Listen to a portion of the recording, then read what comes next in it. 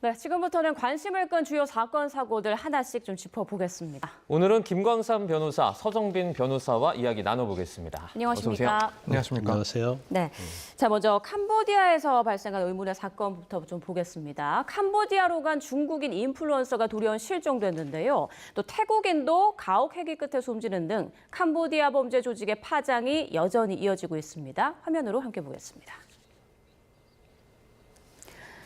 네, 지금 보시는 이 여성, 중국에서 10만 명 넘는 팔로워를 가진 인플루언서인데요. 캄보디아 시아누쿠빌에서 식당을 한다는 남자친구를 만나러 간다고 출국을 했는데 돌연 실종됐습니다. 가족들은 수사당국에 신고했지만 행방은 현재까지 묘연합니다. 자, 그리고 캄보디아 범죄 조직에 동원됐다가 숨진 태국인 여성도 있었습니다. 이 26살 여성은요, 하루에 400만 원 상당의 돈을 못 벌었다는 이유로 앉았다 일어서기를 1000번에서 무려 2000번까지 강요받았습니다. 가혹 행위 끝에 결국 숨졌고 화장되기 직전 발견됐습니다. 또 캄보디아에 갔다가 숨진 국내 대학생의 부검 결과도 나왔는데요. 사인은 구타로 인한 외상성 쇼크사였습니다.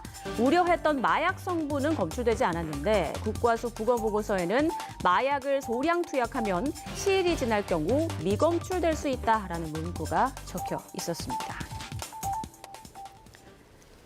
네, 최근 우리나라가 캄보디아 사태로 떠들썩했는데 지금 캄보디아에서 계속 의문의 사건이 이어지고 있습니다. 자, 먼저 중국의 한 20대 여성 인플루언서가 남자친구를 만나고 오겠다면서 캄보디아로 향한 뒤 연락이 끊겼는데 하필이면 연락이 끊긴 곳이 시아누쿠빌이었어요. 그렇죠. 지금 이제 캄보디아의 어떤 범죄 지역이 가장 많은 곳이 이제 시아누쿠빌이고요.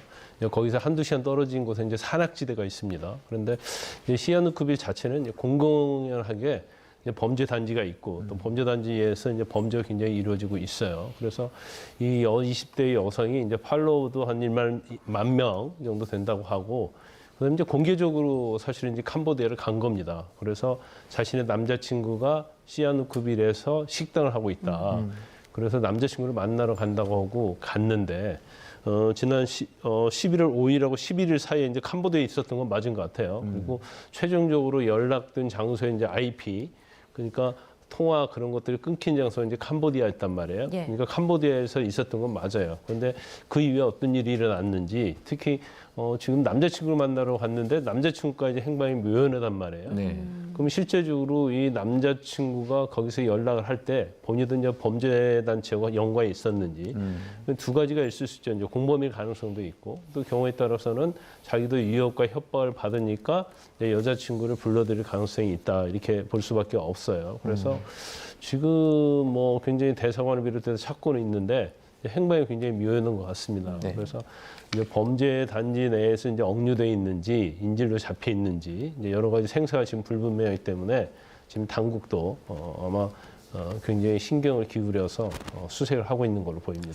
네, 그런가 하면 또 캄보디아에서 온라인 사기 조직에 강제 동원이 됐다 숨진 태국 여성의 시신이 현지 사찰에서 화장이 되기 직전에 이렇게 발견된 그런 사건도 있었잖아요. 네, 그렇습니다. 그 재단 중에서 강제 노역 피해자들을 지원하는 그런 재단이 있는데 지난 13일에 한 20대 태국인 여성의 시신이 이 프놈펜에 있는 한 사찰에서 화장 예정이다라는 정보를 얻고 이제 곧바로 이 절차를 중단시키는 그런 진행을 했다라고 합니다. 네. 그리고 이제 수사가 진행이 됐었는데 이 피해 여성 같은 경우에는 캄보디아의 온라인 사기 조직에 강제로 동원이 되었다라고 하고 할당량이 정해져 있었는데 그 할당량을 채우지 못한다라고 하면은 뭐 스쿼트 그러니까 앉았다 일어서기를 뭐 1000번에서 2000번까지 또 강요를 받는 그런 극심한 신체적인 처벌을 받았다라고 합니다. 그리고 네. 결국에는 그런 뭐 고문에 가까운 가혹행위 끝에 사망을 했다라고 일단 보여주고요. 또 문제는 남편 역시도 지금 행방불명인 상황이라고 합니다. 아, 그렇군요. 여러 가지 좀 불길한 생각이 드는데 이번 사건에 대해서는 좀 어떻게 생각하십니까, 김 변호사님? 근데 이게 그냥 일회성이 아닐 거예요. 예. 그러니까 사실은 이제까지 이제 캄보디아 사태가 물론 일본, 뭐 중국이랄지 일부 국가에서는 굉장히 신경을 쓰면서 여기에 뭐 수사랄지 이런 걸 해오긴 했었는데 우리나라의 어떤 캄보디아 사태를 계기로 해가지고 지금 문제가 되고 있는 겁니다. 아까 중국 10,000명 팔로우를 가지고 있는 그 중국 여성도 사실은 11월 13일 날 이미 중국으로 돌아오는 항공권까지 끊었다는 거잖아요. 그럼 이제 그 사이에 이제 무슨 일이 있었다 이렇게 볼 수밖에 없고 지금 이제 태국 여성도 숨진 채 발견됐는데 태국 자체에서는 캄보디아에서는 시신 자체를 이제 사원에서 이제 화장을 하는 거예요. 예.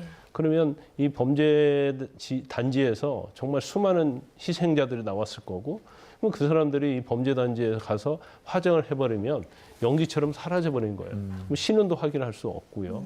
여러 가지 범죄의 어떤 경위랄지 수사하는데도 거의 뭐 어렵죠. 근데 간신히 이 여성은 화장하기 전에 발견이 됐기 때문에 남편과 관계랄지 아니면 인적사항이랄지 이제 이런 것들을 어떻게 보면 단서를 잡아서 수사도 할 수 있는데 그렇지 않고 아마 캄보디아 사원에서 무수히 희생자들이 아마 화장을 당했을 가능성이 크다 이렇게 봅니다. 그렇기 때문에 이거 자체의 어떤 뭐 의미보다도 이게 굉장히 캄보디아에서는 일상적으로 일어나는 일이구나. 그래서 제가 볼 때는 이제 국제적으로 캄보디아에 좀 압력을 가할 것 같아요.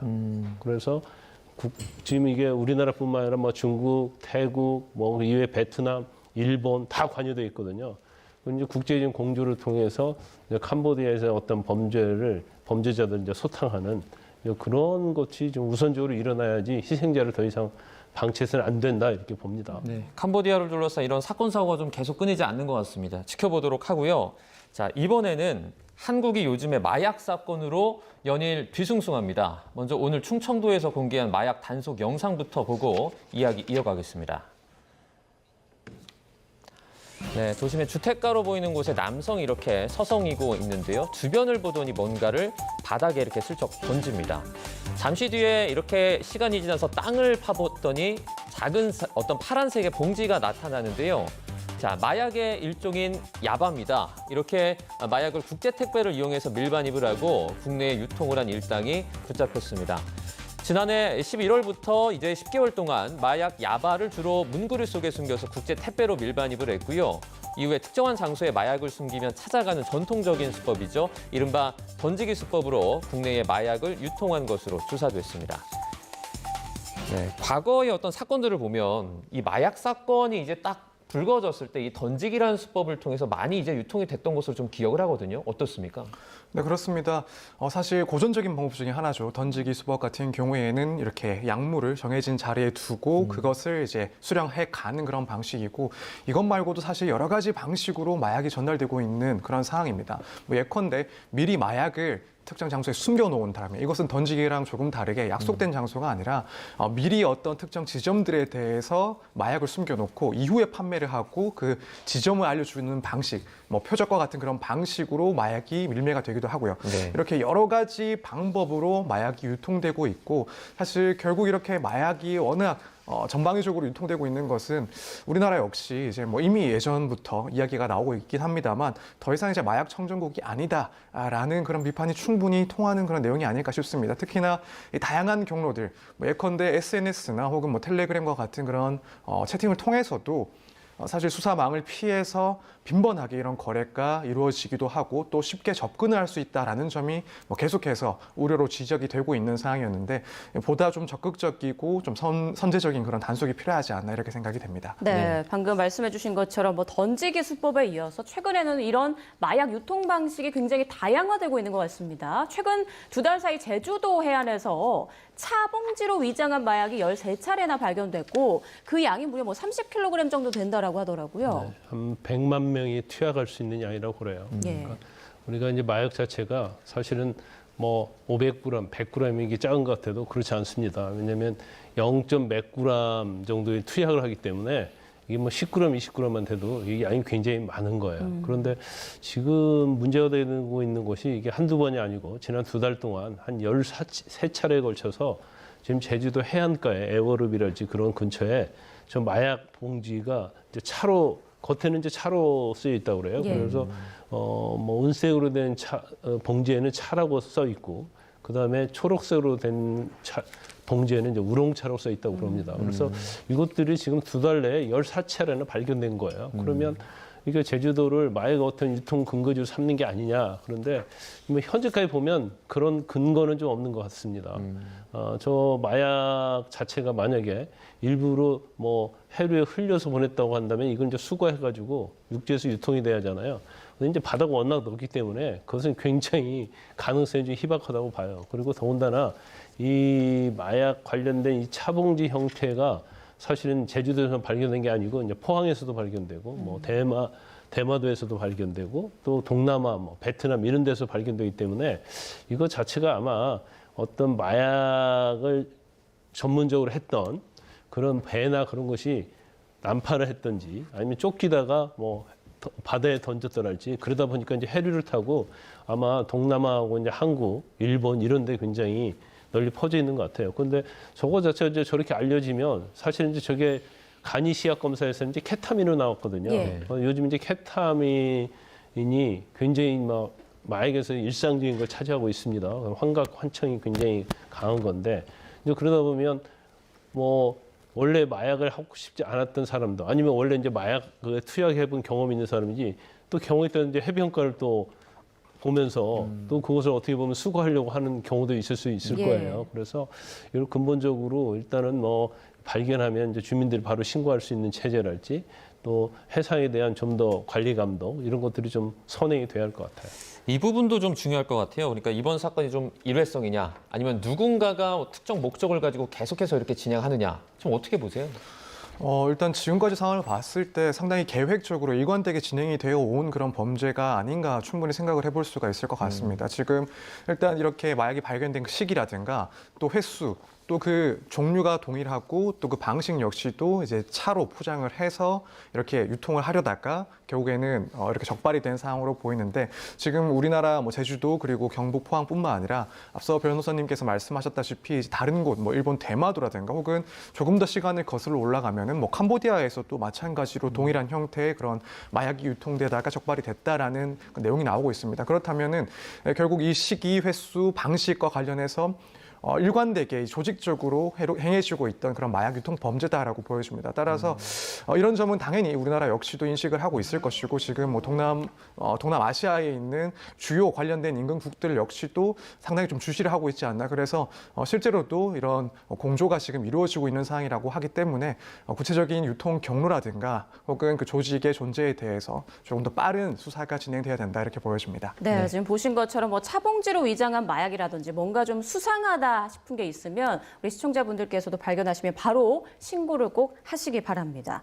자, 다음 이슈로 좀 넘어가 볼게요. 요즘 이 문제로 검찰 안팎 그리고 정치권까지 시끌시끌합니다. 이 정부가 대장동 사건 항소 포기에 반발한 검사장들을 평검사로 전보하는 방안을 검토하고 있는데, 자, 이 사안을 두고 뭐 단순 보직 이동이냐, 사실상 강등이냐, 이게 좀 치열하게 쟁점이 되고 있습니다. 우리 김광산 변호사님께서 이제 검사 출신이잖아요. 그래서 이 부분에 대한 또 의견이 남다르실 것 같은데 어떻게 생각하십니까? 일단 검찰청법에 의하면 검사 직급은 검찰총장하고 검사로 구분이 됩니다. 그래서 법에 의하면 뭐 고검장, 지검장 이런 개념이 없어요. 예.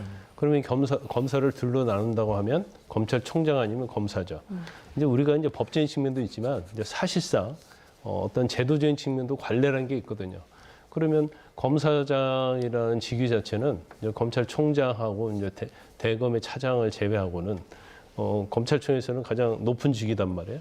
근데 그 직위에 있는 검사장을 그냥 평검사처럼 일반 어떤 형사부 뭐 강력부 이런 데 검사로 배치를 하는 것 자체는 그것은 이제 강등을 의미하죠. 실제적으로 강등이다 이렇게 볼 수밖에 없어요. 그래서 그렇다면 이건 굉장히 불리하다고 볼 수밖에 없고 검사들이 상당히 뭐 굉장히 열심히 일하는 이유 중에 하나는 승진하기 위해서 그런 거거든요. 특히 이제 검사장은 어떻게 보면 별로 따지면 군대로 따지면 이제 사단장 뭐 그 정도 된다고 볼 수 있어요. 그럼 누구나 별을 달고 싶어서 열심히 일을 한단 말이에요. 별을 달았는데 이제 별을 떼버린다. 이것은 이제 강등이라고 볼 수밖에 없죠. 그래서 이건 굉장히 불이익한 거고 실제적으로는 뭐 법적으로 어떨지 몰라도 이제 징계에 해당이 된다 이렇게 볼 수 있어요. 사실상 제가 궁금한 게 있어서 사실상 강등으로 받아들일 수밖에 없다고 말씀하셨는데 네. 법적으로 접근했을 때는 어떻게 된다고 생각하세요? 아니 그 이제 법적이라는 것이 우리가 일반적으로는 이제 성문법이라고 해서 법 규정이 있는 거고요. 근데 이제 관례, 관습법이라는 게 있는 거예요. 그러면 검사장이랄지 뭐 부장검사랄지 이런 것 자체는 사실은 검찰청이 생긴 이후로 계속적으로 있었던 거잖아요. 그렇기 때문에 법에는 보직이 없다 하더라도 실제적으로는 보직으로 이루어졌고 그러한 검사장이랄지 차장검사가 검사의 리더스로 이끌어 왔잖아요. 그렇기 때문에 제가 볼 때는 저것은 일종의 전보라고 보기는 어렵고 강등이라고 볼 수 있죠. 그러면 실질적으로 뭐 만약에 법원 소송으로 문제가 되면 법원에서는 강등으로 볼 가능성이 크다 이렇게 봅니다. 뭐 실질적인 강등이다 이렇게 또 말씀을 해주셨는데 최근에 이제 검사장들이 일단 뭐 사의 표명에 또 추가적으로 사의가 이어질 수도 있다 이런 우려가 좀 나오고 있잖아요. 그러면 이번에 뭐 전보라든지 또는 그 실질적인 강등이 좀 영향을 확실히 미쳤다라고 보고 계십니까? 아니요, 굉장히 영향을 많이 미치겠죠. 왜냐하면 지금 검사장만 포함하면 18명 아닙니까? 이제 두 분이 사표를 냈죠. 그럼 16명인데 16명 입장에서 보면 이제 계속적으로 검찰의 직위에 있으면 검사장 직위에 있으면 뭐 그냥 평검사로 강등이 된다랄지 평검사로 강등이 되면 사표를 내리면 이제 평검사 상태에서 사실은 검찰을 떠나야 되는 거잖아요. 더군다나 이게 사표를 내지 않고 그대로 버틴다 하더라도 지금 뭐 여당인 민주당에서 워낙 이제 압박을 많이 가하고 있고 또 법무부 장관도 여러 가지 검토해보겠다고 하기 때문에 사실 검사장의 어떤 직위를 그대로 수행하는 데는 굉장히 어려울 거예요. 어떻게 보면 식물 검사는 될 수 있는 거죠. 네. 그럴 바에는 이제 빨리 사표를 내는 게 낫다. 이런 생각을 할 가능성이 크고 그 다음에 제가 볼 때는 이제 이 고위직 검사장 말고 일반 검사들도 사표를 많이 낼 거라고 보는데 지금 곧 있으면 2월이 되면 정기 인사가 있습니다. 예. 근데 정기 인사가 내년 2월에 있는데 내년 10월에 검찰이 없어지거든요.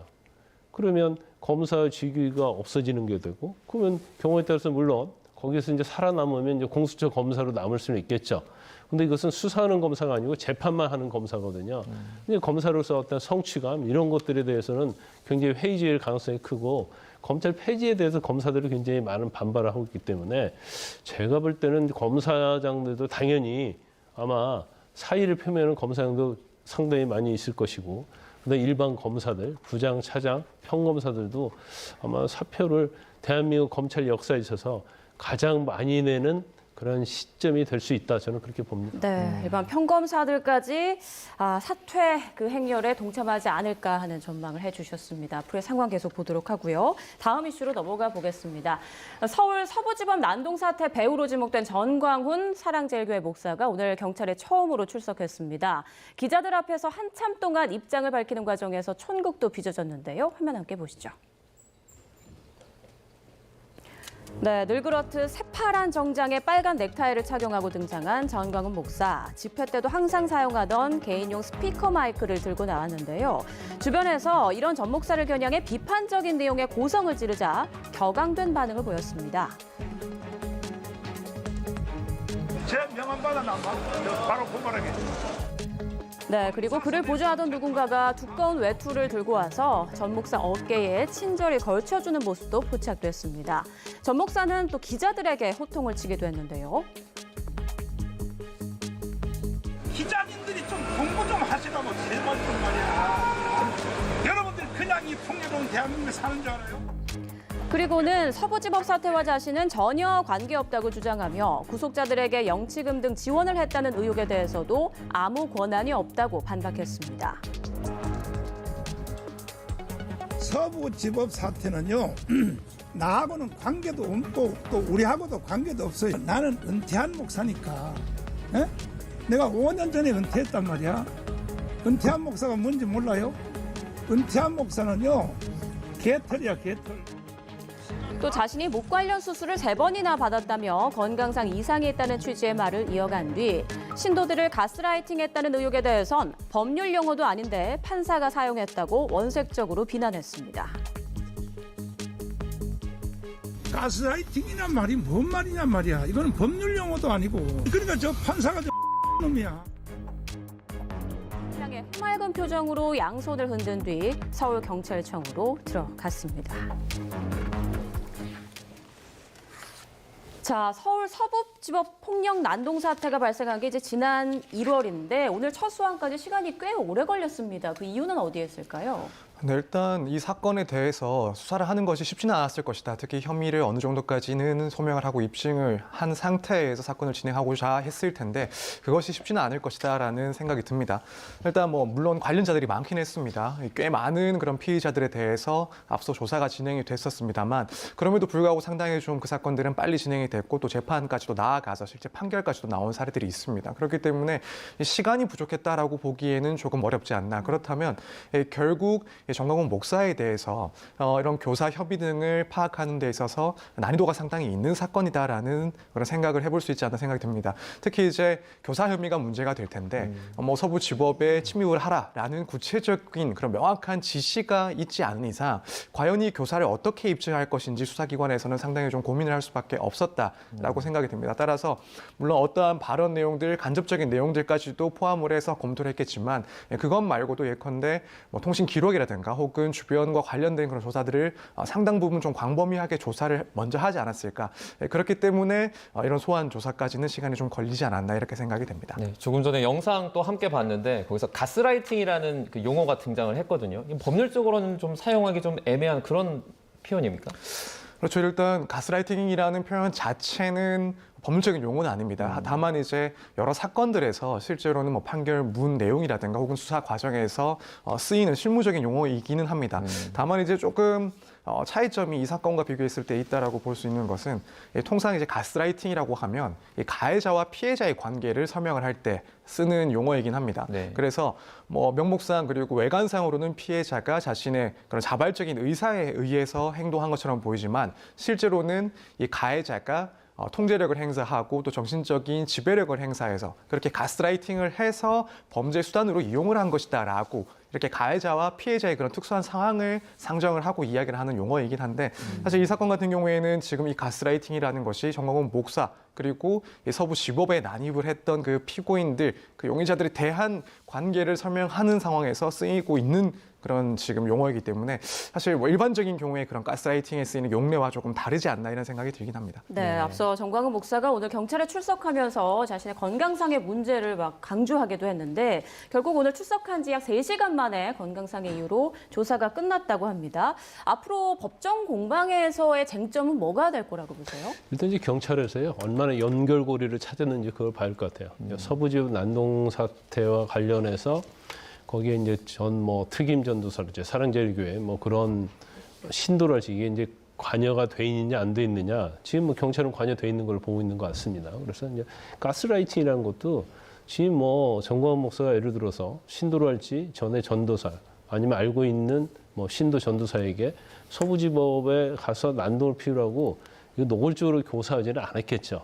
그런데 이제 가스라이팅이라는 것이 우리가 전에도 JMS, 정명석이랄지 그런 어떤 사이비 종교랄지 또 어떻게 보면 종교에 있어서 어떤 올바른 길을 가지 않는 그런 종교단체에서 신도들에게 어떻게 보면 심리적인 그런 압박을 가하고 그들과 하여금 움직일 수 있게 하는 그런 것을 생각하고 이제 가스라이팅이라고 하는 것 같아요. 그래서 지금 아마 직접적인 증거의 어떤 교사의 증거는 찾았는지 어쩐지 모르겠지만 일단 설교를 통해서 과연 서부지법 난동에 참여했던 사람들에게 어떤 영향을 미쳤느냐.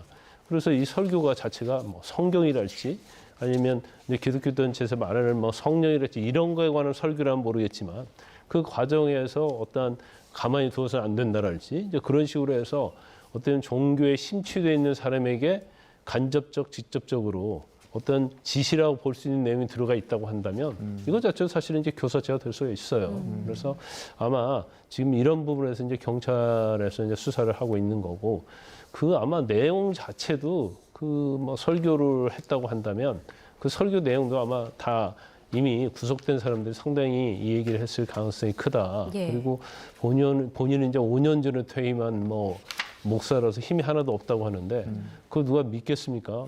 사랑제일교회에 가장 은퇴했다고 그러고 실질적으로 영향을 행사하고 있는 것이 누구냐? 그건 거의 대부분 사람이 많이 알고 있기 때문에 이제 본인 자체는 사실 이제 여기에서 만약에 교사와 관련돼서 이제 처벌을 받는지 재판을 받게 되면 굉장히 중한형을 받을 거예요. 그러니까 이제 본인 입장에서는 뭐 실제로 관여 안 할 수도 있고 또 관여했다 하더라도 이제 부인할 수밖에 없는 그런 상황이 아닌가 싶습니다. 네. 그러면 지금까지 좀 나와 있는 그런 정황들을 봤을 때 실제로 좀 관여했다고 볼 수 있는 여지가 좀 많이 있다고 보십니까? 어떠세요?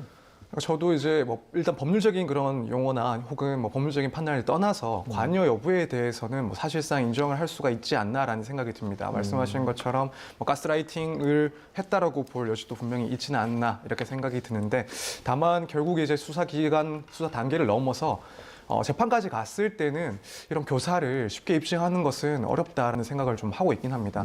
지금 이런 가스라이팅이라는 이야기가 계속해서 예컨대 뭐 수사 단계에서 나오고 있다라는 말은 어떻게 보면은 이 교사 혐의에 대해서 직접적인 그런 증거를 확보하기엔 좀 어려움이 있었다라는 반증이 아닐까라고 생각이 듭니다. 예컨대 지시가 있었다라는 점이 명확하게 입증이 된다라고 한다면 뭐 그걸 따라서 행위가 있었다라고 했을 때 당연히 교사죄가 성립을 하는 건데, 이런 명확한 지시, 명확한 명령 등이 확보가 되지 않았기 때문에, 확인이 되지 않았기 때문에 간접적으로 가스라이팅을 통해서 교사가 이루어졌다라는 수사기관의 논리가 지금 만들어지고 있는 상황이 아닌가라는 생각이 듭니다. 그렇다면 이 부분 수사는 진행이 될 수 있긴 하겠지만, 사실 추후에 재판 단계에 넘어갔을 때는 과연 이 가스라이팅을 두고 곧바로 교사를 인정할 수 있을지, 가스라이팅은 있었다 하더라도 이 범죄가 성립된다고는 보기 어렵다는 판단을 받을지, 여기에 대해서는 조금 고민을 할 수 있는 부분이다라고 생각이 들기 때문에 뭐 향후 수사 과정을 더 지켜보긴 해야 되겠지만, 현재 시점에서는 일단 입증을 하는 것이 쉬운 사건은 아니다 이렇게 네, 보고 있습니다. 알겠습니다. 두 분의 의견 들어봤고요. 자, 다음에는 연예계에서 있었던 사건들 좀 짚어보겠습니다. 그룹 BTS 멤버 진, 작년 6월에 있었던 프리허그 행사에서 50대 일본인 팬이 강제로 입을 맞추는 일이 있었는데요. 최근 이 여성이 불구속 상태로 재판에 넘겨졌다고 합니다. 먼저 그 당시 상황부터 함께 보겠습니다. 네, 지금 팬들 한 명 한 명씩 무대 위로 올라와서 진과 포옹을 나누는데요. 자, 지금 보이는 이 파란색 의상의 여성 주목하시죠? 처음에는 별다를 것 없이 포옹을 하는가 싶더니 곧바로 진의 목 부분에 입을 맞춥니다. 진은 미소를 띠면서도 당황하며 재빨리 몸을 피하는 모습을 보였는데요. 자, 50대 일본인 여성, 포옹을 한 뒤 자신의 입술을 진의 얼굴, 정확히는 목 부분으로 내밉니다. 당시 이 상황이 알려진 뒤 국민신문고를 통해 해당 여성을 성폭력 처벌법 위반 혐의로 수사해달라, 이런 고발 민원이 접수됐습니다. 네, 자, BTS 멤버 진에게 기습 입맞춤을 한 일본인 여성이 재판에 넘겨졌다는 소식인데, 자, 이 사건도 발생한 지 지금 17개월 만에 재판에 넘겨진 거거든요. 외국인 여성이어서 더 오래 걸렸나 뭐 이런 생각도 드는데 어떤가요? 그렇죠. 일단은 뭐 2024년, 그러니까 작년 6월 달에 있었던 사건이거든요. 그래서 아마 지금 이게 국내 사람 같으면 인적사항을 확인하는데 어렵지는 않습니다. 왜냐하면 CCTV 동선을 딱 따라가면 뭐 지하철을 탄다랄지 아니면 뭐 차를 탄다랄지 하면 이제 차 번호, 지하철 타면 이제 지하철 안에서 교통카드랄지 이제 그런 걸 쓰잖아요. 네. 그러면 그거 추적하면 뭐 한 1, 2주면 인적사항 확인할 수 있어요. 근데 아마 이 사람이 일본인 여성이 외국인 때문에 그게 굉장히 어려웠던 것 같아요. 그래서 제가 보니까 25년 3월에 수사를 중지를 했더라고요. 그래서 아마 이때쯤 이 사람이 일본 사람이라는 것이 확인된 것 같아요. 예. 근데 일본 사람의 인적사항 확인은 됐다 하더라도 사실은 일본에다 어떤 통보하고 그렇게 하기는 쉽지 않았을 것이다. 그런데 결국은 이게 다 알려지고 그러니까 스스로 이 여성이 자진 출석을 했다고 합니다. 그래서 이제 조사를 한 거죠. 그래서 저희 이제 언뜻 보면 뭐 팬이고 프리허그 행사니까 프리허그 하면서 살짝 신체 접촉이 있었던 게 무슨 문제냐. 그런 생각을 할 수 있어요. 좀 과도하다. 뭐 그런 생각을 할 수 있는데 네. 저건 이제 프리허그 행사이기 때문에 프리허그, 허그에 대해서만 동의를 한 거예요. 그러니까 허그 이외에 신체적 접촉을 하면 그건 법적으로 엄격히 따지면 이제 강제추행이 될 수 있는 거거든요. 예. 네. 근데 아마 저 여성은 그런 걸 잘 몰랐을 가능성이 크다 이렇게 봅니다. 네. 그래서 저게 이제 문제가 된 다음에 아마 저 내용을 알고 아니면 뭐 일본어로 통보받고 굉장히 당황을 했을 거예요. 그러다 보니까 이제 한국에 와가지고 결과적으로 이제 자진 출석을 하는데 아마 재판에 넘겨졌다 하더라도 저게 어떤 상대방을 하여금 뭐 혐오랄지 성적 수치심 그런 걸 목적이 아니었기 때문에 제가 볼 때는 뭐 처벌 받는다 하더라도 네. 그 처벌의 수위는 굉장히 낮아질 것이다 이렇게 봅니다. 이게 이런 사건에서 피해 당사자가 아니라 그러니까 제3자가 고발을 해도 이게 사건이 진행이 되는 게 맞습니까? 네, 그렇습니다. 이제 문제가 되는 것은 결국에는 강제추행 혐의가 될 텐데 강제추행과 같은 성범죄의 경우에는 비친고죄입니다. 그러니까 뭐 고소가 있어야지 처벌할 수 있는 그런 친고죄 범죄가 아니고 네. 또 뭐 처벌 의사가 있어야지만 반드시 처벌할 수 있는 그런 처벌이 반드시 필요한 의사가 필요한 그런 범죄는 아닙니다. 따라서 팬들이 설사 이제 고소를 하거나 혹은 고발을 했다 하더라도 네. 당연히 수사가 진행될 수가 있고 전국적으로는 재판까지 갔을 때 충분히 처벌을 할 수 있는 그런 범죄에 해당합니다. 네. 자, 방금 특검에서 속보가 하나 들어와서요. 전해드리고 계속 이야기 이어가겠습니다. 특검에서 김건희 씨 형사 재판에 대한 중계방송 허가를 신청했다라는 속보가 들어왔습니다. 지금 특검에서 진행 중인 김건희 씨 관련 재판과 관련해 국민의 알 권리를 보장할 필요가 있다라는 차원에서 내일이죠. 11월 19일 서증 조사 그리고 12월 3일에 국한에서 법원에 중계방송 허가를 신청했다는 내용입니다. 네, 다시 한번 전해드리겠습니다. 특검에서요, 김건희 씨 형사재판 중계방송 허가를 신청했다라는 소식이고요. 또 이와 관련해서 19일 내일입니다. 서증조사를 진행을 하고 다음 달 3일에 재판 중계를 신청했다라는 소식이 들어왔습니다. 또 관련한 소식은 저희가 들어오는 대로 계속해서 전해드리도록 하겠습니다. 네. 자, BTS 진에게 기습 뽀뽀를 한 50대 일본인 여성 재판에 넘겨졌다라는 소식 전해드렸는데 미국의 팝스타죠. 아리아나 그란데에게도 최근 비슷한 일이 있었습니다. 싱가포르에서 열린 영화 시사회에 참석했다가 남성 팬에게 불쾌한 일을 당했는데요. 화면 함께 보겠습니다. 네, 최근 싱가포르에서 열린 위키드 포굿 시사회 현장입니다. 아리아나 그란데가 팬들을 향해 인사하며 걸어가고 있는데 보이시죠? 갑자기 한 남성이 마구 뛰어가더니 어깨 동무를 하고 방방 뛰며 포즈를 취합니다. 자, 흰옷 입은 남성, 바리케이드를 넘어서 갑자기 그녀를 향해 돌진해 목을 낚아채듯 어깨 동무한 뒤 해맑게 웃습니다. 하지만 아리아나 그란데의 표정을 보면 당황함을 넘어 공포에 휩싸인 분위기까지 느껴집니다. 이 남성은 호주 인플루언서인데요. 과거에도 케이티 페리와 더 위켄드의 공연에도 무단 침입한 것으로 알려졌습니다. 남성은 문제의 영상을 자신의 SNS에 버젓이 올린 뒤 아리아나 그란데와 옐로 카펫에 함께 올라갈 수 있게 해줘서 고맙다 이런 내용의 글을 올리기도 했는데요. 결국 싱가포르에서 재판에 넘겨져 9일간의 징역형을 선고받았습니다. 자, 해외에서도 비슷한 일이 있었군요. 신체 접촉을 한 남성에게 현지 법원이 징역 9일형을 선고했다. 징역 9일이라는 부분도 좀 눈에 띄고요. 그 우리나라에서는 거의 없는 경우고 예. 우리나라에 이제 구류라는 개념이 있죠. 경범죄 처벌이랄지 직결 심판에서는 그래서 뭐 1주, 2주, 그런 10일, 7일 이렇게 구류를 합니다. 그러면 그동안 이제 어떻게 보면 구금돼 있는 거거든요. 그러니까 일종의 공공소란죄로 처벌했다고 하는 거 보니까 아마 우리나라 따지면 한 경범죄 정도. 그래서 저 사람 자체가 뭐 이렇게 강제추행을 한다거나 그런 건 아니었어요.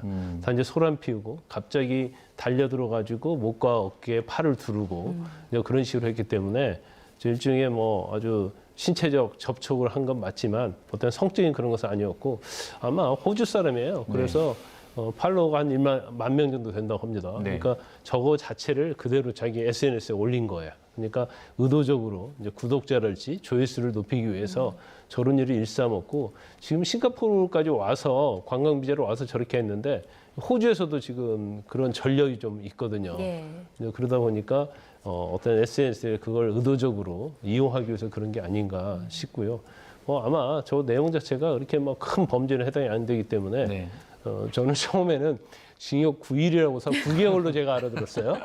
그래서 다시 보니까 네. 원래 구형을 7일 했는데 네. 거기다 이틀을 더해가지고 9일 했다고 해서 처음엔 징역을 7개월 구형했는데 2개월을 더했다고 줄 알았더니 그게 아니고 9일이더라고요. 그래서 우리나라 이제 직결 심판, 경범죄 비슷한 형태로 처벌한 것이 아닌가 싶습니다. 네, 그 의도적으로 말씀해 주신 것처럼 계속해서 이런 일을 벌이고 있는 거잖아요. 근데 법적으로 제재가 안 됩니까, 이게? 사실 법적으로 충분히 제재는 가능할 텐데 말씀을 하신 것처럼 이게 워낙 경미한 사례로 일단은 비춰지기 때문에 아무래도 현 시점에 있어서는 뭐 싱가포르 법원에서는 징역 9일형이라는 사실 좀 우리나라에서는 상상하기 힘든 정도의 처벌을 한 것 같습니다. 다만 이제 이전에도 전력이 있었고 특히 이제 이번 사건을 계기로 해서 다음번에 또다시 유사한 건이 발생을 한다라고 한다면 뭐 그곳이 우리나라든 혹은 다른 곳이라 하더라도 조금 더 강하게 처벌을 받지 않을까 이런 생각이 듭니다. 특히나 이렇게 반복성이 상당히 어디 법원에서는 어느 나라에서건 뭐 반복성이 결국에는 앞으로의 그런 재범 위험성까지도 고려할 수 있는 그런 사정이기 때문에 추후에 이런 일이 한 번 더 혹은 뭐 2번, 3번 계속된다라고 한다면 형은 훨씬 더 커지지 않을까 이렇게 생각이 됩니다. 네, 뭐 가볍게 한 일이라고는 하지만 지금 당하는 입장에서는 굉장히 공포감으로 느껴질 수도 있고 또 큰 사고로 번질 수 있는 일인 만큼 좀 강력히 제재를 해야겠다라는 생각이 듭니다. 자, 두 분과는 여기서 인사 나누겠습니다. 지금까지 김광산 변호사, 서정빈 변호사와 주요 사건 사고들 짚어봤습니다. 고맙습니다. 고맙습니다. 감사합니다.